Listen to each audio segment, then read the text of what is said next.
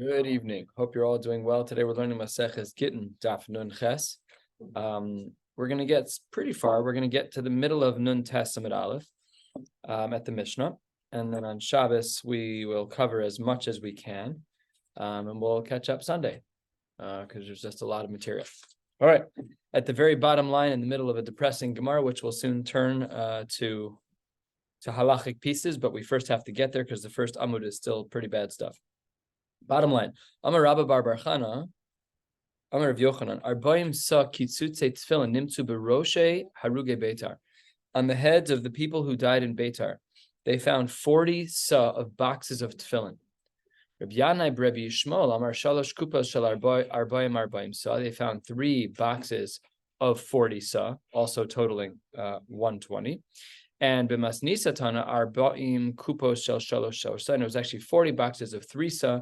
Either way, in the first case, we see that it's 40 sa, and in the second 2 sources, it's 120. It says the Gemara, b'masnisa tana, I think I read that already, b'masnisa tana arba'im kupos shel shalosh sa, below pligi, this is actually not a machlokes, hadaresha, hadadara. Some of the boxes were boxes of tefillin shel rosh, and some of the boxes were tefillin shel yad. Obviously horrible, and this gets even more horrible and graphic. Amar Avasi, arba'a kabin moach nimtzu al even achas. They found a large volume of moach of brains of children. The Meforshim here on the sides add in tinokos of children that were found on a stone. Ulam artisha kabin. It wasn't 4, it was 9.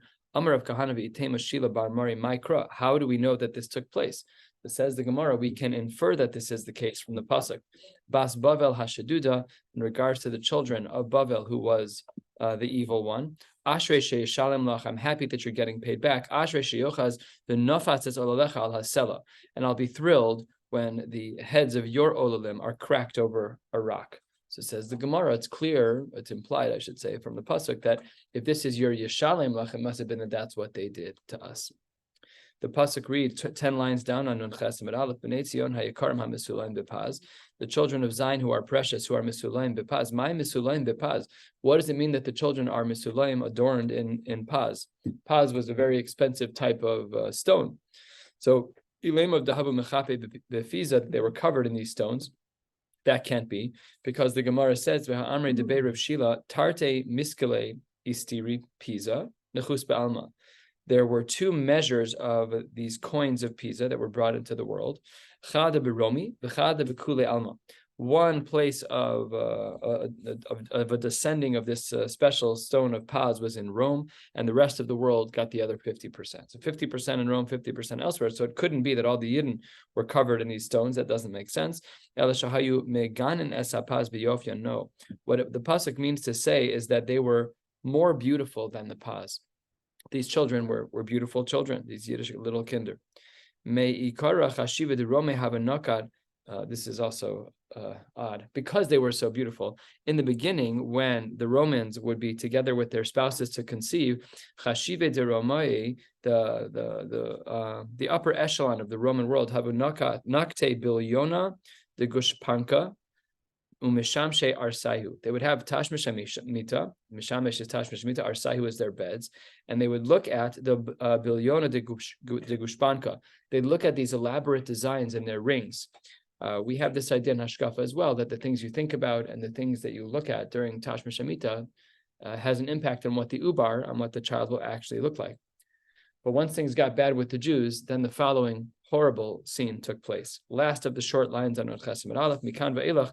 Maisu, they would bring Bnei Yisrael, beautiful, good-looking Jewish children, the Asrei Bekare de Puraihu, and they would tie the Jewish children down by the edge of the bed. Umishamshe, and then the Romans would be Mishamesh Mitasim with their spouses while they were looking at the Jewish kids, because they wanted the kids to be, their kids to be beautiful like the Yiddish kids. It's like unfathomable. It's that this was like, it's enough to make the cut. Like, it doesn't seem like it was one time.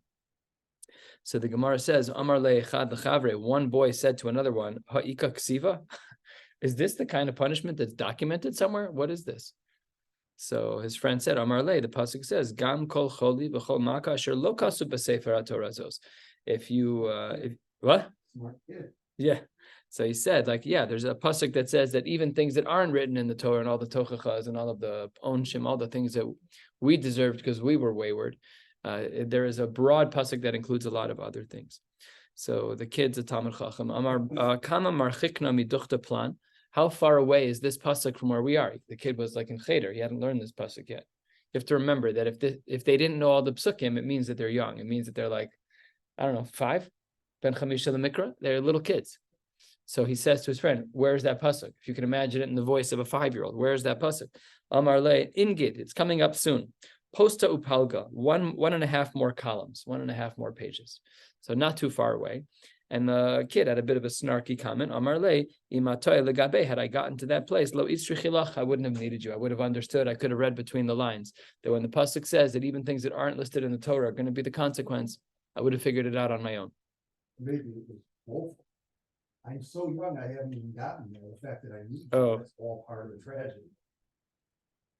No, Rashi doesn't say that. Rashi halfway down, Kama marchikna me'ahu duchta, shelo higati lilmodos oso pasuk.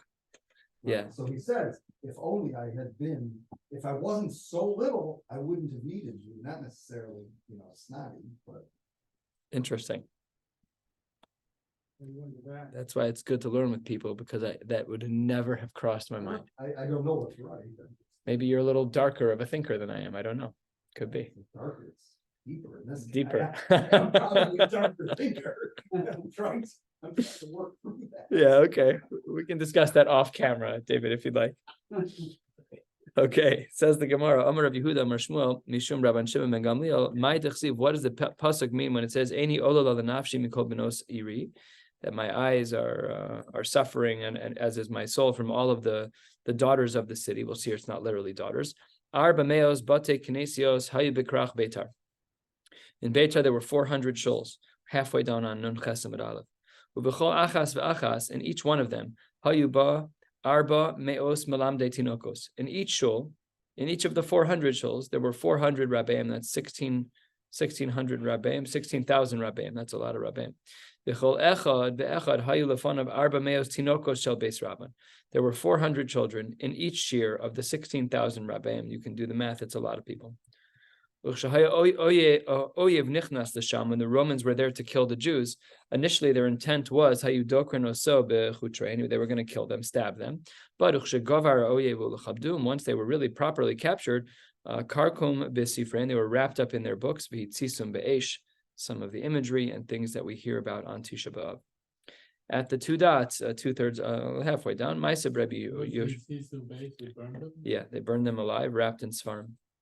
Remember, their svarim were not bound like ours; they were more scroll types of svarim. Tana Rabbanan, the Gemara says, Meiser Rabbi Yoshua ben Chananya shahalach lekrach gadol shabarom. He went to a major city in Rome, and Amrulo, some people whispered in his ear, Tinok echad yesh bebeso asurim. There's a Yiddish kid in the beso asurim. Yifei einayim v'tov roi. He's a good-looking child. Ukvutzosav siduros lo taltalim, and his hair is hanging with curls. Halach v'amad al pesach beso asurim. So Rabbi Yoshua ben Chananya goes to the jail. Amar, he begins a pasuk. Minasan limshisa Yaakov v'Yisrael v'ozazim. Who gave over for destruction Yaakov and Yisrael, that they should be bozaz, that they should be trampled upon? Ana osatino v'amar. This child answered from his cell, Hello Hashem, zucha tanulo, v'lo avu bidracha. We didn't want to follow in Hashem's ways. Haloch, v'lo shamu b'sarasa. We went and we didn't follow in his ways. So he started the pasuk Reb Yoshua ben Chananya, and the child finished the pasuk. I've seen kids from Zilberman's do this. I would start any pasuk and they just, it's like falling off their lips. They know it. What?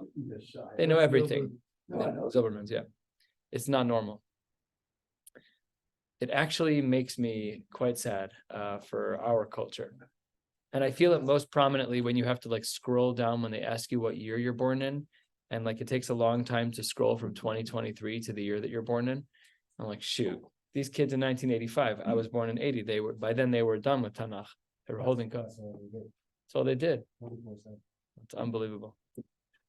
So Omar, Rabbi Yehoshua ben Chananya says, Muvtechani bo, I am certain about this boy, Shemora ho Rabbi Yisrael. that I know this person's going to be he's going to be a Talmud Chacham, he's going to be a posek.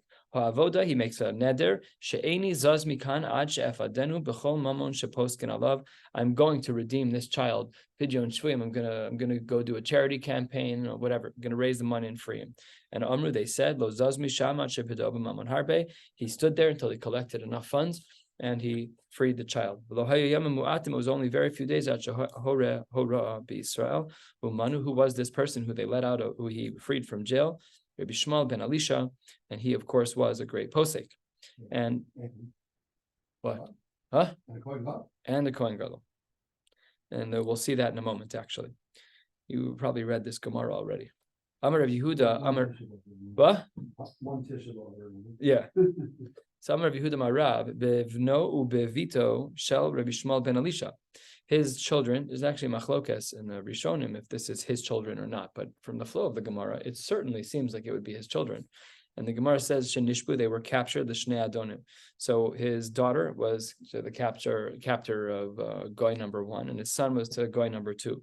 Liyamim, after some period of time, these Davgu, Shnehem b'makom echad, the two owners, Goy number 1 and Goy number 2, they bumped into each other and started a shmooze. Ze omer yeshli eved she'ein ki yofyu b'chol ha'olam. I have a boy who is an eved, nobody's better looking than he is. Ze omer yeshli shivcha she'ein b'chol ha'olam kulo ki yofyu. I have a shivcha who's the most beautiful shivcha I've ever seen. So Amr, they came up with a deal. Let's have them have children, and whatever children they have, we'll split 50-50. So they agreed. They took the Eved and they took the Shivcha and they put them in the room and they locked the door behind them.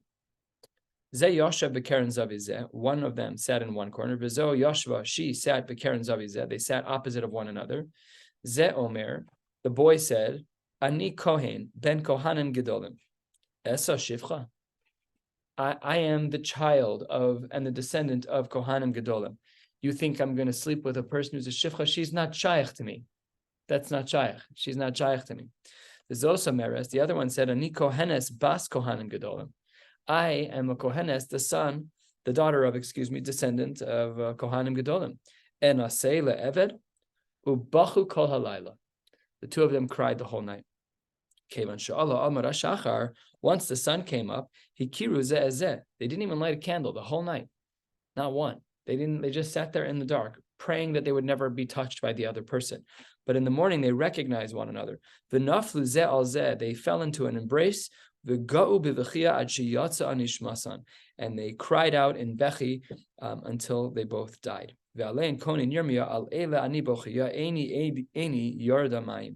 On these, I am going to shed tears. My eyes are running like water. Brother and sister? They were brother and sister. Amaresh Lakish Maisa Be'isha Achas. Tzafnas Bas Peniel Shema. There's a story about a woman. Her name is Tzafnas Bas Peniel. Tzafnas. Why was her name Tzafnas? She called Sofan Biyofia. She was very beautiful, and she was the kind of person who attracted attention, not in a lack of tznius. She happened to be a beautiful woman. Bas Peniel, what does it mean? She was the daughter of Peniel. So the word Peniel is a play on words as well. Bito shel Kohen Gadol sheshimesh lifnai v'lifnim. So she was the daughter of, the child of someone who had served as a Kohen Gadol, who was lifnai v'lifnim. And Peniel, from the word lifnim, a play on words. And shenis olel ba shvoi kol halayla. She had been captured by someone and she had been violated the entire night. Lemachar, the next day, he'll be sheshiva chalukim v'hotzia lemochra. He put 7 layers of clothes on her, and he took her out to the marketplace to sell her. There was a man who was a rather unattractive, disgusting man. Amar lo har'eni es yofia. He says to the man who is selling this woman, please show me her beauty. Amar lo, he looks at him, he says, Reika, you empty one. If you want her, take her. Trust me, she is of the most beautiful women in the world. Amarlo afal pikain, even though that may well be true, I want to see what I'm buying. So please remove some of the garments. Ifshita shisha chalukim, he removed 6. Vishvi'i, and here in this next word, there is a difference in the girsa between the Oz v'Hadar and all of the other Gemaras. Here it says Vishvi'i, the 7th clothing, meaning the remaining garment. There was the only one covering her body. Kira'aso, he tore. Your Gemaras all say kira'asa, that she tore. There isn't even a note here. Nothing. Just changed it. Nothing. Which in a way I could kind of understand why it would be him and not her. But the next line is that be'efer. She was not going to be seen like that, and she rolled herself in the dirt, so she'd be covered at least by something. Amr lefanov, and then she gives a heart-wrenching cry, Ribono Shalom, Imaleinu lo chasta. If you're not going to care about us, that's fine. But al kedusha shimcha agibor lama lo tachos. Why don't you at least have a little bit of respect for yourself? Save a little bit of cover for you. Your daughters have to be embarrassed like this in public. Ve'aleh konin Yirmiyah, and the Gemara says that Yirmiyah was mekonin on this as well. And what was the pasuk? Basami chagrisak. My daughters of my nation, they should wear sackcloth. V'his palshi be'efer, and they should roll in the dirt. Evel yachid asilach mispei tamarum ki pisom yavo hashoded aleinu, and ki pisom suddenly yavo hashoded, the terrible one will be upon us. And here is the drasha: Alecha lo ne'emar. It's not just on you. Ella aleinu kiviyachal alai ve'alecha ba'hashoded. It wasn't just on the woman. It wasn't just on the Jews that the enemy trampled. It was also on a Kodesh Baruch Hu. And she raised a good point. A Kodesh Baruch Hu, whatever, we may deserve bad things. We may deserve onshim. That's a possibility. But the fact that you're not even chas in your own kavod is not normal. You should be chas in your own kavod. Amar Yehuda Marav, 10 lines or so from the bottom, Nun Ches Amud Aleph. My dechsi ve'ashku gever uveso ve'ish v'nachalaso, that man will be oppressed, and his house, and his nachala, and his inheritance. Maisa be'adam echad shenasan einav be'eshes rabo. Another horrific story. Then we're going to go back to halach. There was a man who was an employee. So let's say Shimon was the employee, Ruvain was the master. Ruvain was married to Rachel, and Shimon, the employee, nasan einav be'eshes rabo. Shimon was very attracted to his employer's wife, to Rachel. V'shulia denagre haba. He was an apprentice as a carpenter. Pamachas hutzrach lelavos. There was a time when his master, when Reuven needed to borrow some money. Amar lo, so Shimon saw an opportunity. Shigar eshtachletzli ve'alvena. I have a little bit of extra cash I've been saving up. Send your wife to my house, and I'll give her some of the money that you need. I'll lend you money. So he did. He trusted him. Reuven and Shimon had been working together for years. Shigar ishto etzlo. So Reuven sent Rachel to Shimon's house. She ended up staying there for 3 days, and it was not with anything done beheter. A lot of isurim were done. Kadam uva etzlo. After many days, Reuven was missing his wife. He came over to the house of Shimon and said, "Where's my wife?" Amar lo, ishti sheshigarti lach. Heichani, where's my wife? Amar lo, ani pitartiha la'altar. I set her off right away. I gave her the money and she left. He lied. He said I set her off right away. V'shamati shatinokos nis'alalu babaderach. But I did hear that the young ones, that they violated her on the path. Amar lo, Reuven, knowing or thinking that Shimon was a trusted friend, he said, what should I do? So Shimon he's got this ace up his sleeve. He's trying to create a scenario that's to his benefit. Amar lo, imata shomea la'atzasi gersha. You should divorce her. If you're going to listen to me, you should divorce her. Amar lo, Reuven says back to Shimon. Remember, Reuven was broke. Reuven was already taking out a loan. So Amar lo, ksuvasa meruba. What am I supposed to? I don't have enough money. Reuven said to Shimon, my wife's ksuba is very, very, very tall order to pay. Amar lo, Shimon throws out the second offer. Don't worry, ani alavech v'sein la ksubasa. I'm going to give you the money. You pay her ksuba and divorce her. Amad zebegarsha. Reuven divorced Rachel. Halachu. Shimon went v'nasa and married Rachel. A little swap. Kevan she'igia zmano v'lo haya lo leporo. When the time came up for Reuven to pay back for the money that Shimon had lent him for the ksuba, Amar lo, ba ve'asei imi b'cholcha. You don't have any money, Reuven, so come work for me. So now what's the scenario? Reuven's wife, Rachel, is now married to Shimon. And because Reuven owes money to Shimon and he doesn't have it, Shimon says, come work for me. Now he is serving dinner to his ex-wife and employee who are now married. They're sitting, eating and drinking. Who Reuven, the original husband, there were tears that were falling from his eyes, and falling into their cups. Obviously, just a metaphor for how sad he was. This was the Makeh B'Patish. This was the Chasimas Gzar Din of the Batei HaMikdash, that that Shimon had manipulated Reuven to divorce his own wife so that Shimon could marry his wife. And when you look at it halachically, it's a fascinating thing that this was the chasimas gzar din, because the divorce was a halachically fine divorce. The marriage was he lied. That's true, he lied. He lied and said, I didn't do anything with your wife. But the mechanics of the marriage wasn't what the chasimas gzar din was on. It was on the manipulation. It wasn't, right? Saying, halachically speaking, all he did was lie. I mean, technically not. What? They were Mizana and she's also involved. They were mizan in the beginning. That's true. They were mizan, but the chasimas gzar din was on the end of the story. I mean, it's not nice, it's not good, but Kamsa Bar Kamsa, the Chachamim were sitting there. There was a whole, this involves three people. It involves three people, and there was an issur that took place, but the Gemara seems to imply that it was on the manipulation of what's happening, the painted scenario of out of whatever the population was, kind of. Yeah, unless it's representative. Yeah, could be representative, could be. But if she was Mizana, doesn't that eliminate her ksuba anyway? Yeah, but he didn't know that. He had the right to claim. So then, But he shouldn't have had the payments, he lied. But I'm highlighting it. I'm just making the point that there are thousands of cases of niyuf that are brought up in Shas. But The mechanics all looked fine. They looked fine. to say. yes, correct. The mechanics looked fine, and even though the mechanics weren't fine, but what the Gemara, if you read this Gemara and you walk away from it, you're like, yeah, znus happened, but that wasn't what the punishment was for. It seems to It be, must the case. Because yeah, it's not the first one. yeah, we've run across a thousand Yeah. Gemaras like this. That's what you would think though, because that's one of the three Aravel Yahweh. Okay, but we've had avoda. I'm saying we've had all these cases, but we haven't seen the chasimas gzar din for Batei HaMikdash until this case scenario. And it seems, if I'm implying correctly, it seems that it isn't because of the znus. It's because of the manipulation. Okay, va'amri la. Some say what? It was the same thing with Noah. What? But the world was destroyed because of the way people were Chamas, yeah. interplaying with each other, not Yeah. but interacting with each other, not necessarily because of the The halachic pieces. Right? There were the when it was stealing from somebody, there was no more Right. respect between people. could be.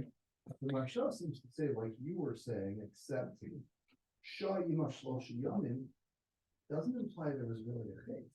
No, So then everything was really. he kosher. says there was no chait. Seems like it. It wasn't because of that. It was like you're saying. Yeah, Al zeh nechtam manipulation. yeah. In which case, she would have been it really was all technically kosher. Right. The implication of the Gemara is not good because if After a pod shah each shlosh yamin me'ikara, yeah, lo of our ima aveda, was interested the actions garsha. Elashal also shah just lahasisa Mhm. garsha. That's Yeah, the manipulation. Exactly what you Yeah, said. right. Although it is odd because if in fact, I don't know what she was doing. I was gonna say, if she did nothing wrong, then why did he lie about what? Why did he lie? He wanted to get her divorced. Yeah. Okay, Lie, very good. The lie about, the kids along the way. Alona Ra, right? There's bigger Isurim. Yeah, That's, Trachilus, whatever Isur it but is. it's really exactly what Yeah. you said. Yeah, but Ashkafa, it's just it's not right. V'amrila, some say that the Churban Beis Hamikdash was nechtam not on that, but rather v'amrila al shtei psilos b'ner echad. This is of course a homily that there are two wicks and one candle, meaning that one woman was sleeping with two men. Let's get back to our case of the mafia case, which is depressing by itself, I guess, but it's not as depressing as what we've been learning for the last couple of days. So we had a din that if a case scenario came up where Reuven had to give up his field, with death being the other choice, give me your field or I'll kill you. And then he gives the field to the Sikrikon. And then the Sikrikon sell it to Shimon. Really, the field still belongs to Reuven. It's just he was forced to give it up. So, but as ownership-wise, it still belongs to Reuven. So there we had said that if Shimon tries to sell it to another person, it's not, the kinyan doesn't work. And the Gemara qualifies this. Amar Rav, he says, Lo Shanu. And if you take a look at Rashi at 10 lines from the bottom inner margin, Rashi says, Lo Shanu de Mekchobato, that Shimon's attempted sale of the property, the fact that it doesn't work is Ela de Amar Lo Lech Chazek V'Kniv. If you only just said, all right, fine, take my property, Sikrikon, or what do you want me to tell you? You're going to kill me? Take my property, whatever. Aval, if that's not what Reuven did when he was engaging with the Sikrikon, but rather Bishtar, he wrote a star that says, I hereby forego my ownership, whatever the star says, then Kana, then the actual transition of the property from Reuven to the Sikrikon is valid, and therefore, when Shimon buys it from the Sikrikon, he can do with it whatever he wants. They're all normal sales, even though they were somewhat forced. But says Rav that when you use a shtar, the shtar removes your emotions on the matter, and the shtar indicates that you're really okay giving it over to the Sikrikon. Shmuel argues, Shmuel Amar, bottom line of Nun Chesim Aleph, Shmuel says, Af b'shtar nami lo kana ad sheyichtav lo achrayis. Even if there is a shtar, the shtar could also be a forced hand, because they could hold the knife to the neck and say, right now, write me a shtar. But if he weaves in that there's be'achrayis, that I hereby add the achrayis of if there's a default, you can come back to me for another property. If he adds that in, then that already is an indicator that he is in agreement. So machlokes Rav and Shmuel in regards to whether or not it is considered acceptable to have a sale, a proper sale after the property is given over with a shtar. Rav says it's enough, and Shmuel says it's not. And Tanya Kavase the Shmuel on the top of Nun Chesim Beis, there's a brisa just like Shmuel. If a man buys a property from a woman and then buys a property from a man, mekcho kayim, that counts. But if he buys a property min ha'ish v'chazer v'lokach min ha'isha, so then mekcho batel ad sichtov lo achrayis. In a case where Reuven buys a property from Shimon, and then he goes to Shimon's wife Shoshana and buys it from her, they're mekcho batel, because it could be that the woman only sold it to the husband because of her marriage. She felt compelled to as a spouse, but she really didn't want to. So when is it that mekcho batel? That's true only without achrayis. But once he adds in a clause that says, I hereby insure your purchase, so then even if he purchases it in that way, then I should say only if he purchases it in that way, then it's mekcho kayim, if it's written with achrayis. And this seems to be exactly like the sheet of Shmuel, kasha on Rav. Rav said it's bishtar. This brisa says very clearly, achetichtov lo achrayis. Says the Gemara, nema tehave tiyuvte de Rav. Why isn't it the case that this brisa that Shmuel found, why isn't this, battleship, the last mark Rav has done? Like, this is a beautiful argument. We have a brisa that says explicitly that the only time that mekcho is kayim is if there is achetichtov lo achrayis. So says the Gemara, it's not a strong enough argument, because it could be that the achrayis that's referenced in the brisa is a shtar. Says the Gemara 5 lines down on Chesim Beis, Amar lach Rav, my achrayis nami shtar, and therefore the brisa could also be like Rav. If you look in the Mefarshim here on the side, when it says Tanya Kavase de Shmuel, there's actually another version of this Gemara, which is Mesve, namely to pose this as a question against Rav. And the Gemara would answer the same way. And it would say Amar lach Rav, is the same thing. So it's either the way that we have it as Tanya Kavase, that Shmuel mentioned this as a brisa, or it could be that the Gemara is just raising this brisa as a question against Rav. We don't know the actual initial presentation of the Gemara, other than assuming that what's in the Gemara might be accurate as opposed to what's in the margins.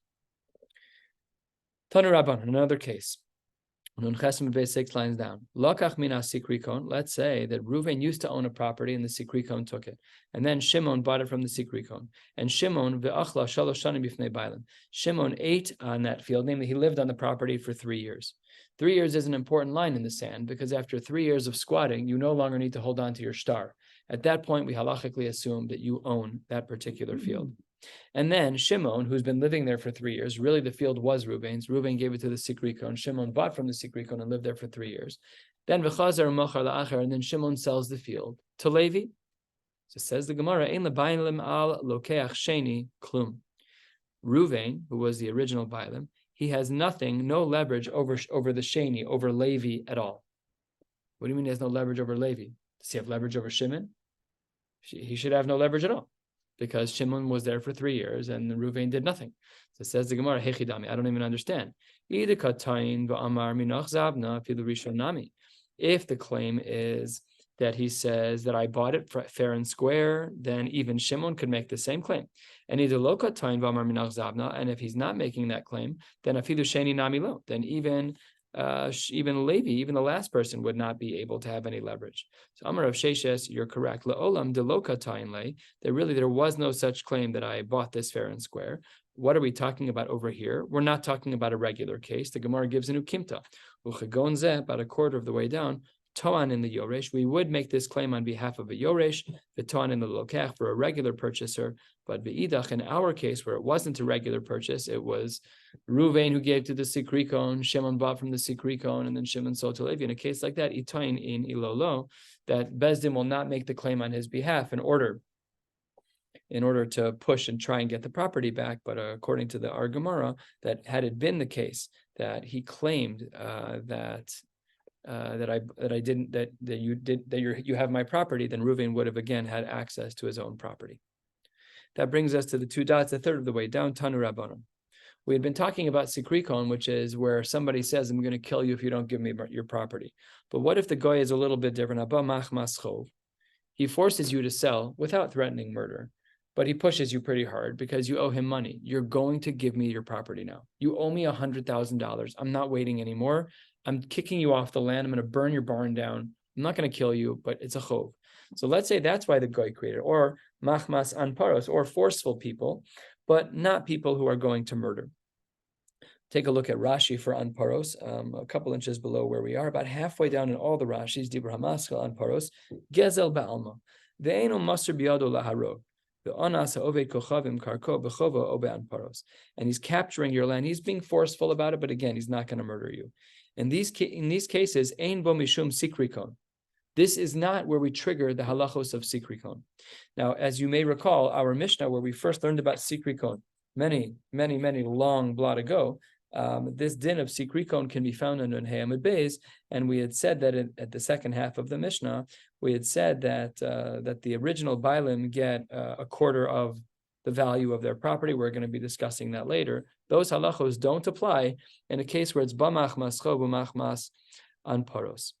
And then the Gemara says, "On paros atzma tzricha shetisha shnei masar chodesh." On paros itself, we actually do have a rule that you have to wait 12 months. That's very strange. Why would you have to wait 12 months? Says the Gemara, wait 1 second. Why are you saying 12 months? Ve'amros ein ba mishum sikrikon. That's a din of sikrikon that we saw in the Mishnah on Nun Amud Beis. The parameter of 12 months is not a din of sikrikon. Says the Gemara, hachi kamar, you're right. Really, sikrikon atzma tzricha shetisha yud beis chodesh. Our language is incorrect here. Machlokes between what our Gemara says and what Rashi actually says is the actual pshat. Look, you can look at the second line of the wide lines of Rashi. His hachi kamar says an paros ein bo mishum sikrikon. Here it says sikrikon atzma tzricha shetisha yud beis chodesh. That really, you're right. This is where we learn the rule from. This explains our Mishnah on Nun Amud Beis, that where our Mishnah says on Nun Amud Beis that if there was 12 months that have gone by, so then on the Mishnah we had said that if 12 months go by, then the original Bailam no longer have any say in the matter. So that's where we learn this din from this brisa. And the Gemara says, Amar of Yosef, halfway down on Nun Amud Beis, says the Gemara, Naktin, and we have a tradition, Ein an paros beBavel. There are no people who force you to buy property in Bavel. Says the Gemara, that's not true. Take a look at the crime reports. We know for sure that there are people, Goyim, who are forcing Jews to give up property. Ella, says the Gemara, Ema, ein din an paros beBavel. We don't have the din of an paros in Bavel. Why not? My taima. Because they are a civilized society. Says the Gemara, Kevan de ikabe davar velo azil kabil, because they have a court system and nobody went in and complained, Ema achule achil. Then perhaps it's the case that there was mechila, but we're not going to assume that there's mechila with no good reason. So where we are in a place that's civilized, we follow the rules of the Bezdin and not standardized rules of sikrikon or not standardized rules of anparos, whatever they may be. Then the Gemara tells a story, 2/3 of the way down. Gidal bar Re'ilai. There was a man whose name was Gidal bar Re'ilai, and Gidal kabil ara betaska mibnei baga. This requires an outside explanation. Let's say that we had a 1 square block, and it was cut into 4 sections. I own one, and the three of you own one. So let's say, Rob, you in the back, you own the back left corner of that back left corner property. And you're going to be out of town this year. You're not even going to be there to pay the taxes on your property. So the government needs to collect, let's say, $1,000 of tax total, $250 for each thing. And $1,000 has to be paid no matter what. If you go out of town, Rob, I can pay your $250, so I'll pay my $250 and yours. And what I get to do is for that $250 for that year, I get to eat the fruits off of your property. That's what's happening over here. And the Gemara says that if Rob's out of town, so then kabil ara betaska mibnei baga, I'm going to pay for your half, for your quarter of the field. I'll pay you $500, $250 for me, $250 for you, and I get your fruits. But I'm a little bit of a sneaky guy. And when I was paying the taxes, I not only paid for your taxes for Tafshin Pei Dalid, I also paid for Tafshin Pei Hey and Tafshin Pei Vav. I wanted to see if I could pull one over on you. It says the Gemara, Aktim v'yev zuzeh d'tlas shnin. I actually prepaid 3 years of taxes for Rob's property, even though he was going to be back. So I tried to pull the wool over so that I can keep the fruits on your property, because the Maisa, at the end of the day, I'm the one who paid the taxes to the government. They already have the money. Conversation's over. So maybe even if you return, if I play my cards right, it's not nice what I'm doing, but if I do it, maybe I can be the beneficiary of the fruits for your property for the next 3 years, and you'll live there. You already paid your taxes. I paid your taxes for you, and you don't even get your own fruits. So says the Gemara that Lesof Asa Marvasa Kamai. Rob came back home from his trip, and he said, Amar Le, and Rob said to me, listen, Phil, thank you very much. Shata Kamaisa, during that first year, the Yoavas Achlas, you were given the food. But Hashta, now for years 2 and 3, I'm back. Anan Yahavinan, Anan Achlina. They didn't know that I paid the taxes. So that says the Gemara that we'll pay our taxes from now on. I'm glad that you paid, and I'm glad that you got the fruits. But we're done with our little business transaction now. But they didn't know what to do, because Phil already prepaid 3 years. He's here at the end of 1 year. I'm down another $500 for the next 2 fiscal years. And because of that, I want to eat the fruits off of Rob's property and him not have access. So they got into a little scuffle by the cornfield. They decided to go ask a shaila. So the commenter of Papa. So says the Gemara, Savar lemichtav le tirfa abnei baga. He wanted to write a contract that the money could be given back to the Bnei Baga, from the Bnei Baga, from the other sharecroppers who share the 4 properties, that he wanted to get money out of them and give it back to Phil, who was a little bit of a sneaky guy, because I tried to prepay for your property so I can have the fruits for those years. Amar le Rav Huna b'Reid Rav Yoshua Rav Papa im kain, the way you're doing this, asis sikrikon, you're making it like there's a case of sikrikon over here. You're making it that like Ruvain, if there's a case of sikrikon, he always gets his property back from Shimon. That's what you just did in this case, but there's no sikrikon. So why is it that if Phil's going to be manipulative, that he should not get, why should he get his money back? You're treating him like a case of sikrikon, but this isn't a case of sikrikon. So it says the Gemara in the first of the very long lines, Nun Chesed Beis, Amar Rav Huna b'Reid Rav Yoshua, Hiniach Ma'osav al Keren Hatzvi. He argued with Rav Papa and said, no, this guy put his money on the Keren Hatzvi, on the horns of a deer. This is a phrase we've had before. Basically, what it means is he was irresponsible with his money. The fact that Phil prepaid an extra 2 years, he didn't ask permission. Rob never told him to do that. Rob didn't agree to it. Then I'm the fool. And I flushed my money down the toilet. Rob gets to eat his food, and I'm not allowed to touch anything. I wasted that extra money that I paid in advance.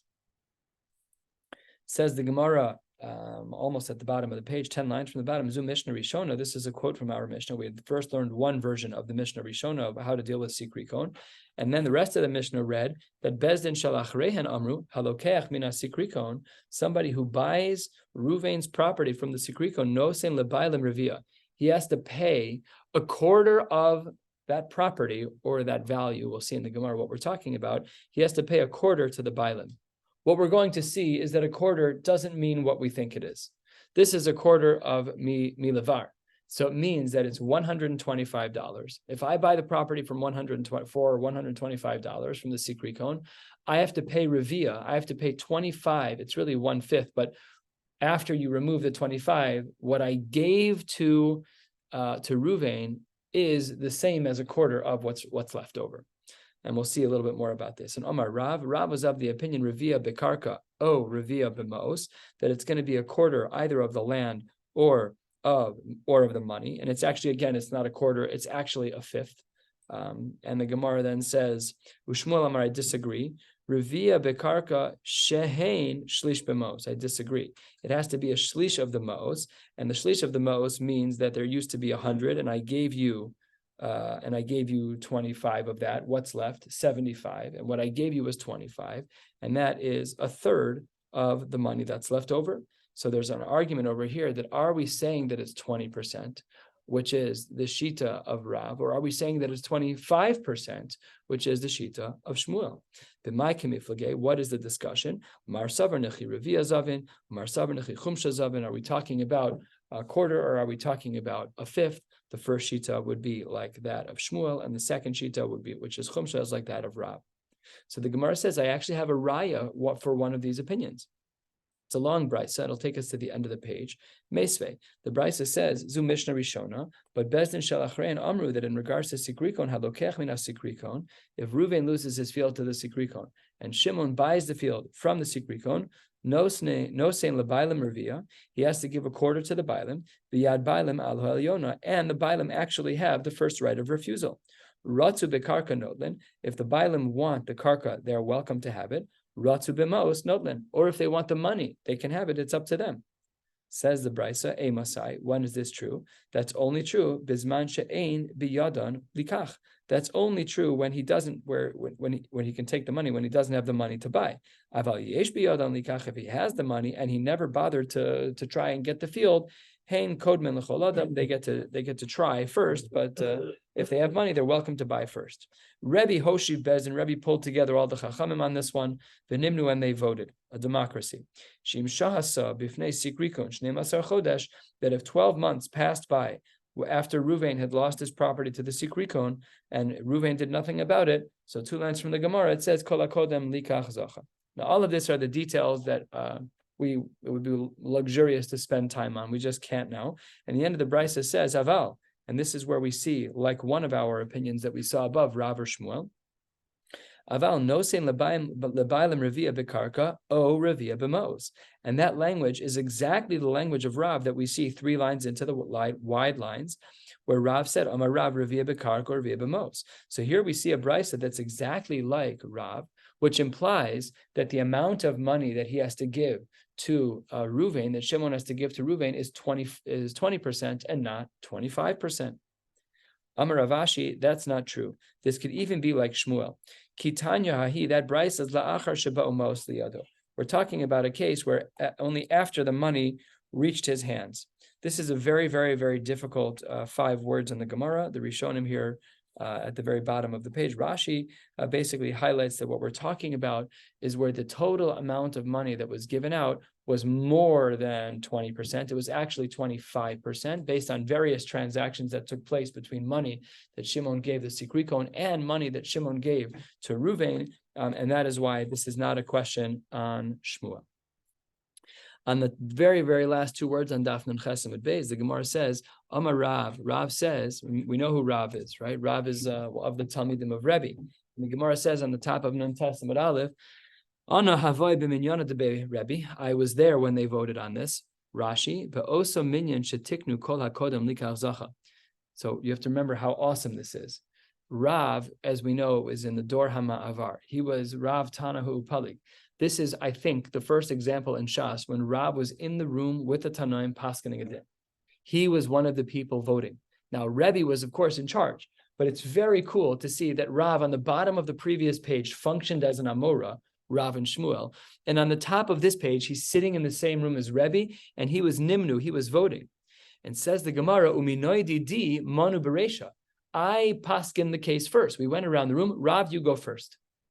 Says the Gemara, how could Rav go first if Rebbe's in the room? Top of Nun Testament Amud Aleph, 2nd line, we have a Mishnah. The Mishnah says, Dine mamanis ve'ataros ve'atumos maschilin min hagadol, that when we're dealing with halachos and Sanhedrin and Bezdin, with mamanis or with taros or with tumos, we always start with the greatest in the room, which in this case would have been Rebbe and not Rav. That's already a kasha. We'll finish off the rest of the Mishnah. The rest of the Mishnah says, "B'dinei nefashos maschilin min hatzad." When it comes to dinei nefashos, yes, we start with the smallest guy in the room, because by dinei nefashos, we're always trying to be mezakeh. We don't want to kill somebody. So by dinei nefashos, we start with the smallest Talmid Chacham in the room. And when Rav is the smallest Talmid Chacham in the room, you're in a chashuv room. You're talking. This is not. These are all big guns that we don't know anyone or anything even remotely close to this. So kasha on our Gemara. Rav says that he was the first. But how could Rav be first? This wasn't a case of dinei nefashos. It was just a case of zikui on a piece of land. So Amar Rabba Berei de Rava, the Tamer of Hillel Berei de Ravals, he says, what a strange name. So it says the Gemara, Shaini minyana debei Rebbe. The type of voting that took place by Rebbe was very different even than that Mishnah. And we would have to ask Akasha on this, because maybe he's fighting with this Mishnah, because what does he say?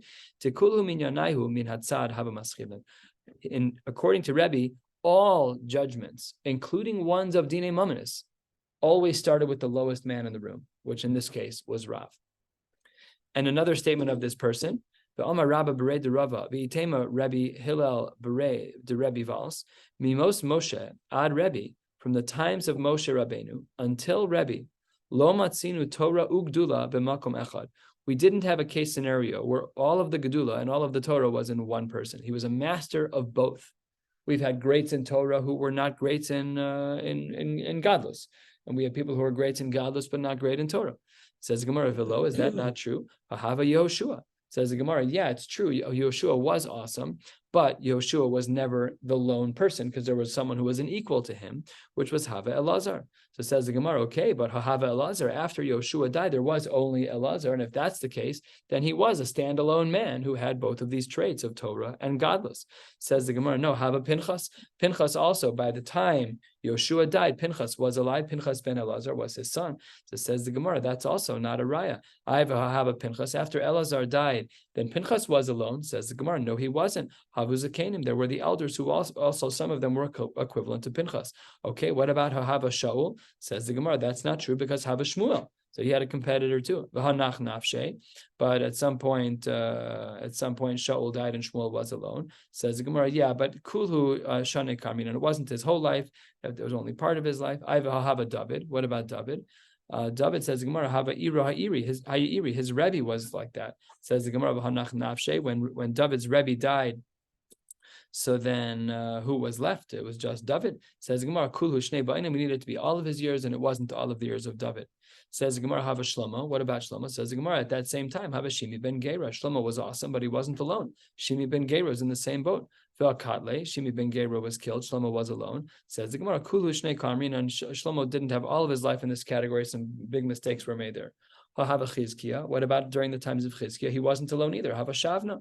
Says the Gemara, Ha'iktil. Shavna was killed. Kulu Shnei Karmin, and there too, we needed to be that he was like this all of the days of his life, and that is very uncommon. Hava Ezra. What about Ezra?